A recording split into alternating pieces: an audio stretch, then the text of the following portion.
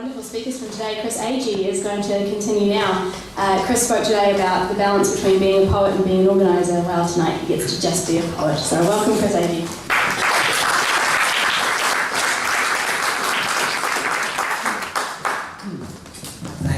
Thanks, Sarah. My last collection, get this up. Anyway,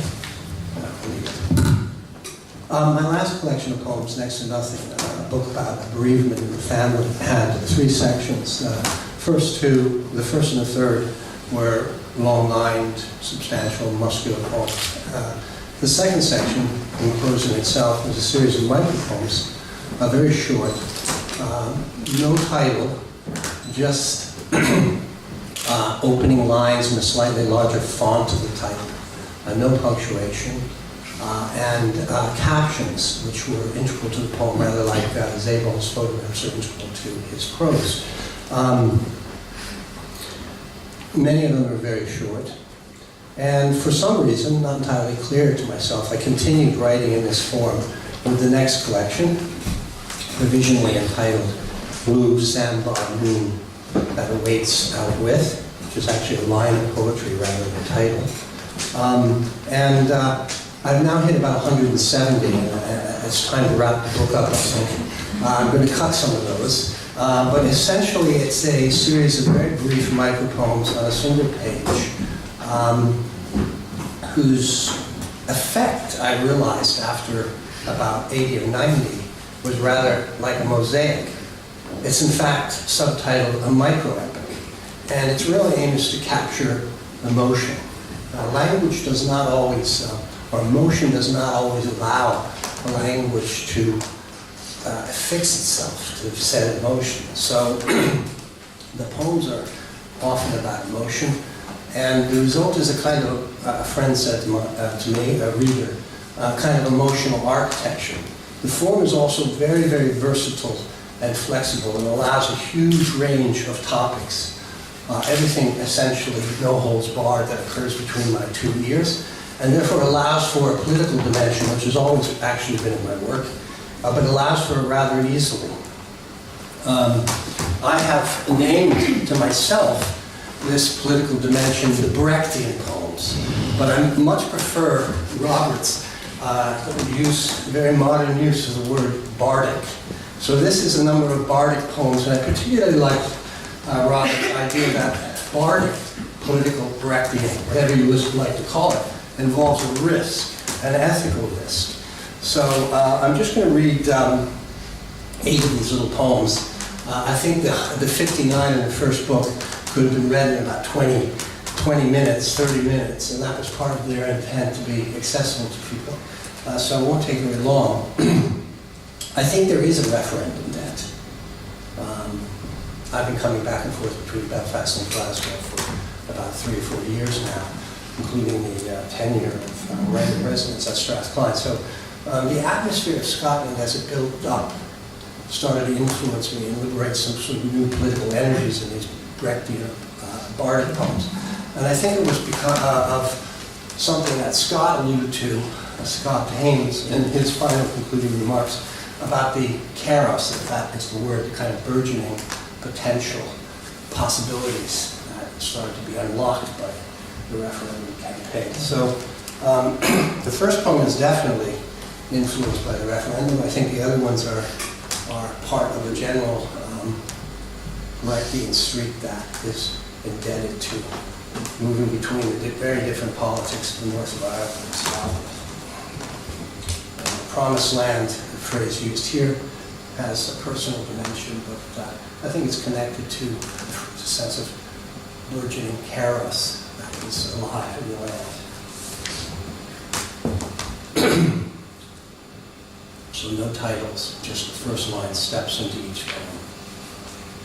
The crescent moon and morning star, clear over antennae and chimneys, the lit windows of closed hallways, the big birch windy, and some other pinprick of hope, strung, spangling to the acute angle of planets and tenement, events, steam, the building's human breath, in the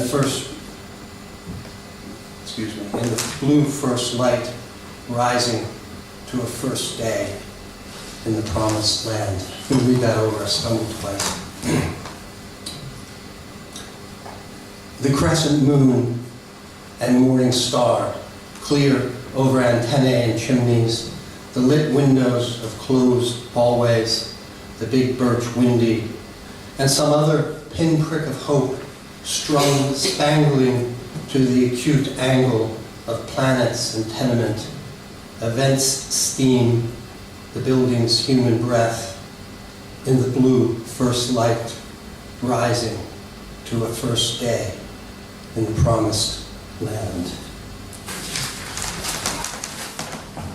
Same birch tree. I became obsessed with the words out with. I thought I was rather original by coining the word in with, until I discovered it was in fact a very old sentence. Anyway, it's been lapsed since the beginning of the 20th century, so the dictionary tells me, but extremely beautiful the word out with, which figures in my last book, Next to Nothing, an important poem, Out with Belfast. So I use the word in this here. A small moment, extremely beautiful, like the magpie in the ancient birch, flitting down in sunshine and light green to another waving bough, like a thought in with its swaying whole. I got to be very familiar with EasyJet flights between Belfast and Glasgow, and this little caption here, which allows the reader to provide some information without the poem naming it, the often beautiful information of context. Because after all, poem does not happen on the page, it happens in the imagination of the reader. Sometimes a certain amount of white space and absence is fruitful. But the caption here is Belfast, Glasgow, 22-25 February 2014, which is actually some considerable time before the Ukrainian issue exploded. And I really saw this as very much a Brechtian poem, which was very much influenced by the industrial past, both of Glasgow and Belfast. And it kind of came to me as I was sitting once again on the EasyJet transfer. Only 25 minutes, by the way. Yellow cat's cradles of the old gantries, in the dawn's sulphury blue, a twinkling EasyJet, preparing to land behind a row of poplars, silhouetted as if a besom broom, blown out of the east from the Ukrainian drama, where history has hardly ended. And Davos, be aware and be apprised, with your Faustus of capital running amok and wreaking its havoc.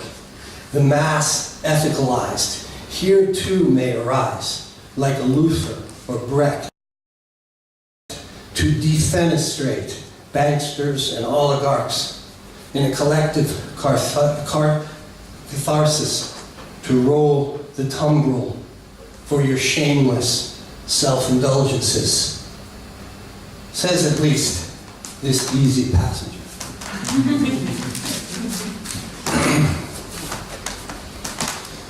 So somehow the Glasgow experience, or the fact of getting out of Ireland after many, many decades, 3 decades, liberated a political dimension, and I'll just read a few more because I think they are indebted somehow to the political activity that I felt was impacting me when I came here. Of course, the north of Ireland is not at all dynamic, it's completely static. There was a huge amount of optimism 15 years ago, but it's become paralytic now again.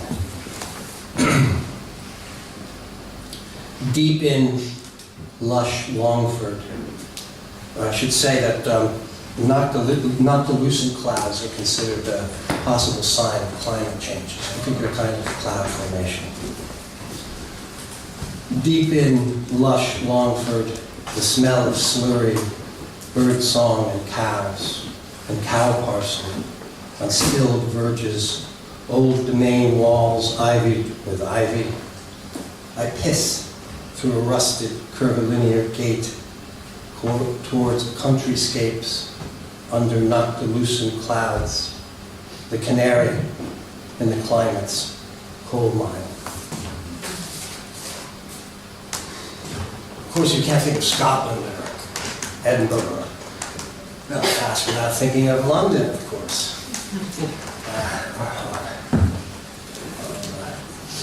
Superior power. And this, again, I'm proud to say, was well before an Ebola epidemic. There it is, splendiferous London, lit bridges girded over the serpentine Thames, jeweled honeycomb of hope and joys and love, misery and power. This century's high plateau, vulnerable before the plagues and epidemics that will surely come.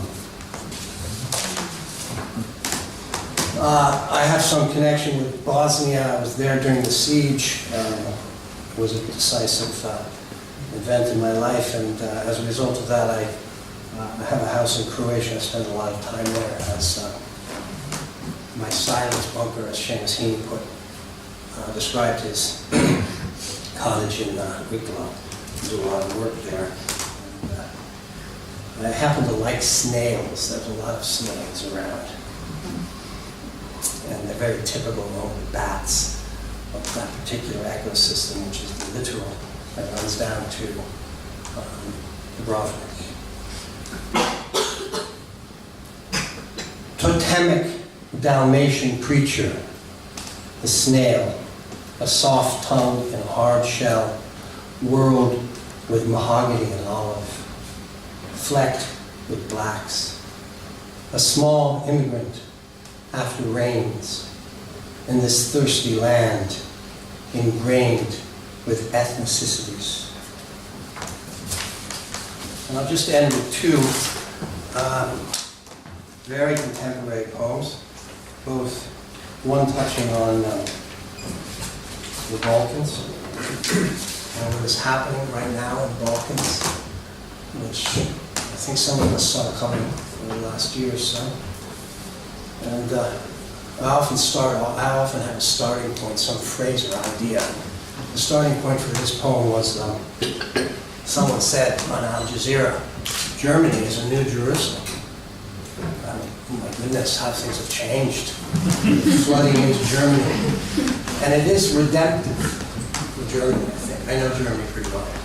And I think it's particularly due to, although I don't support her in any other way, Angela Merkel, and the fact that she was from the East. And of course, she remembered that every single person in East Germany wanted to leave it. So maybe that's a source of her rather admirable generosity. And in this case, I'll read you the little caption, which is an integral part of the poem. Caption reads, indebted to the rabbinical adage, time and patience brings the snail to Jerusalem. During the Syrian Exodus, Belfast, 3-5 September 2015. Germany, a new Jerusalem, born of defeat and its east. Astonishing Zebaldian swerve along a long march motorway, whilst the old honored word Israel is broken into proper and greater.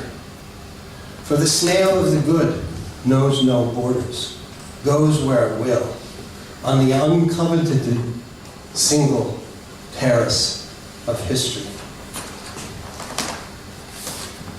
And, no introduction to this poem except to say that the word sun refers not to the close star, but to the infamous newspaper.